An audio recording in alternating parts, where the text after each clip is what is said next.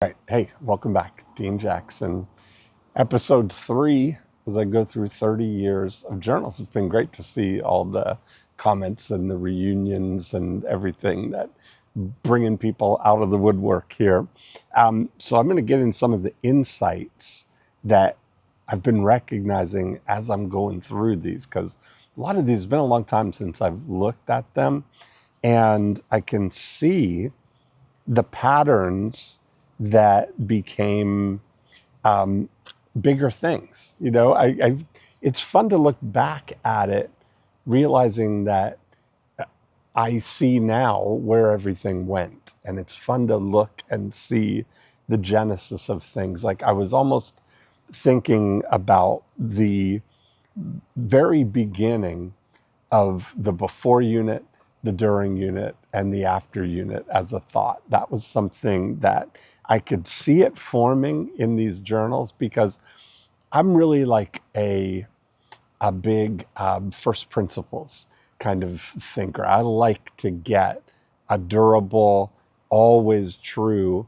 constant context for things. And what it really comes down to, and it's been this way for as long as business has been around, that it's been about getting leads, finding people who want to do what it is that you do, educating them about the process and why they should choose you, and then delivering an amazing result for people, and then keeping a relationship with them and growing it. So the little graph that I showed last episode was kind of the foundation of that, and it hasn't changed much, but I added the words, before, during, after, and then filled it all out with the 8 profit activators. And I can't wait to see when that all came along here.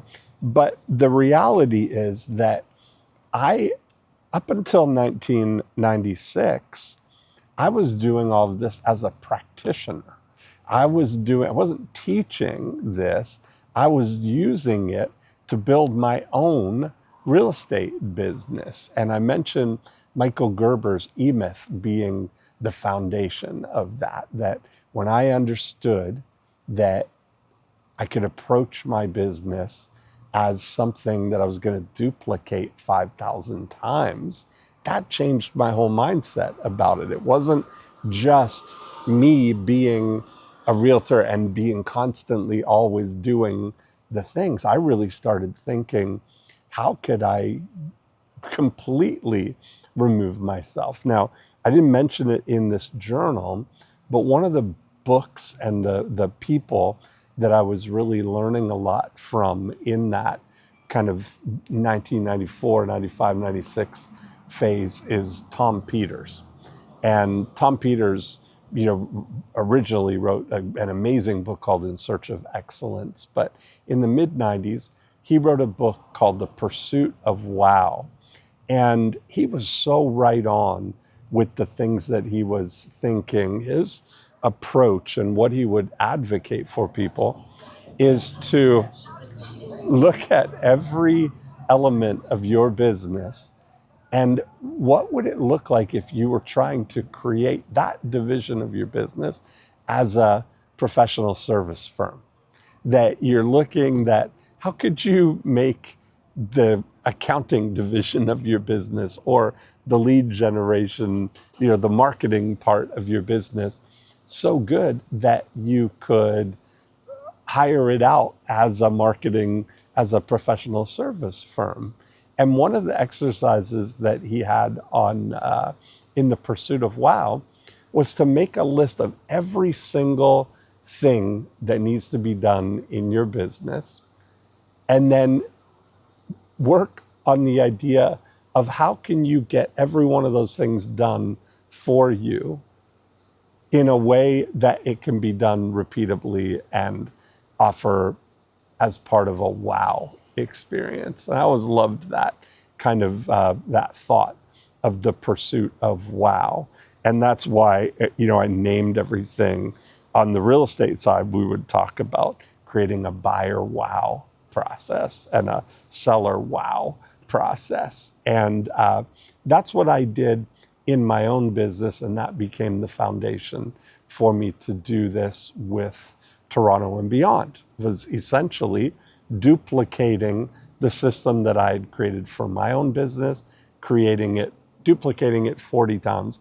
And that led to my relationship with Joe Stump. And I met Eben Pagan, and we were able to, as I said, grow this from there. But up until this point, every single thing that I had done marketing wise was really about real estate and the real estate business. So I'm looking and I'm reminded that on page 22 of this journal was the first time that I walked into the Strategic Coach offices in Toronto. I didn't know Dan Sullivan yet. I didn't even know about Strategic Coach. But I had a friend and who owned a talent search business in Ottawa, Canada. And I realized you start to see when you start getting marketing skill, you start to see the world as 3D kind of, you have these glasses that you see through a lens. And I was starting to see immediately how things could fit towards other businesses. And one of the first things that I did was help Alan create some lead gen for his business. And in Ottawa, this was still to this day one of my favorite ads that we did. The idea of the way that the talent business worked was he was helping manage services for telephony businesses. They would look for and hire contracted programmers like Unix programmers and C++ programmers.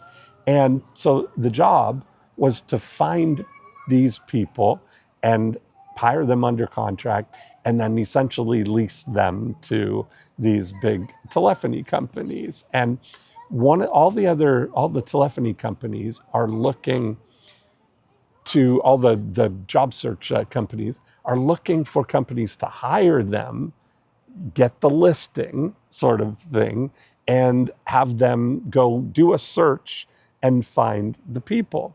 And it dawned on me that wouldn't it be cool if we just found the people first, and then we'd have the people when we go in and talk to the telephony things. So we created a little ad that looked like a newspaper article, and it was just a 2-column headline, 2 little columns of text, and the headline was Unix contractors commanding $55 per hour.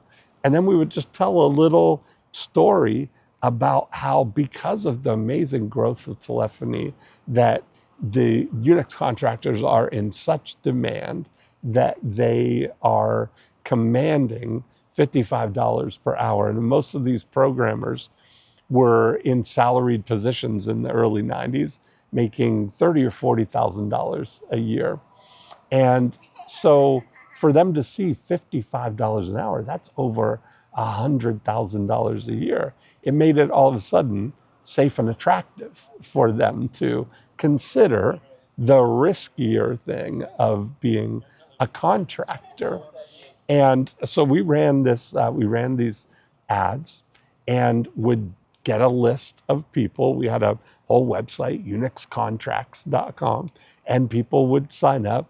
And then we could go to any of the telephony companies. Nortel was one of the big companies, and already have a pool of exactly what they were looking for. So it was such a competitive advantage to, rather than saying, give us the opportunity and then we'll go find the people, we already were able to say, we've found the people, here they are. Now, that same principle, talk about first principles, is it really comes down to, if you help enough other people get what they want, you can get anything you want. So how we use that same approach is that realtors want to get listings. And the way that they approach it is they look for people to give them a listing so they can run out and run ads and use it to find buyers. But if you think about a category, we look at like each of these suburbs in the Toronto and beyond system.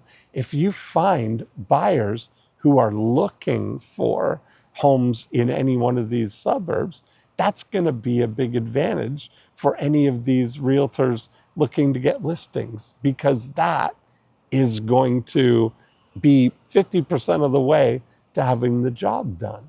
So I think that's an amazing outcome there. But I just amazed, 1996, April 25th, page 22, journal number 1, my first opportunity to walk into the strategic coach office, because I was meeting Alan Kearns for dinner. And I picked up a copy of Dan Sullivan's, it was brand new at the time, program called How the Best Get Better. And it was a little booklet and cassette program that outlined his whole approach to the entrepreneurial time system and the strategy circle and all the kinds of things that were the foundation of the strategic coach program. So it's amazing to see the genesis of things. So I've been looking through these, and I've got some insights that I'm going to do them in chunks like this one, where the insights are going to be the lead of this here, to show you kind of what the principle is, and how I've both developed it in 1996 and how we're still using it today. So it's all very exciting. I'm excited that you're here. By the way, we're on YouTube now, going viral. We almost got 100 views on the second one. I laugh because we get thousands of views on Facebook. That's probably primarily where everybody is. So if you're looking at it on Facebook, you want to watch it on the big screen, in color, in high definition, on your TV, go to YouTube at that Dean Jackson. You'll see these episodes, and don't forget to subscribe and smash that like button, as they say. And I'll be here with more insights from over 30 years of journaling.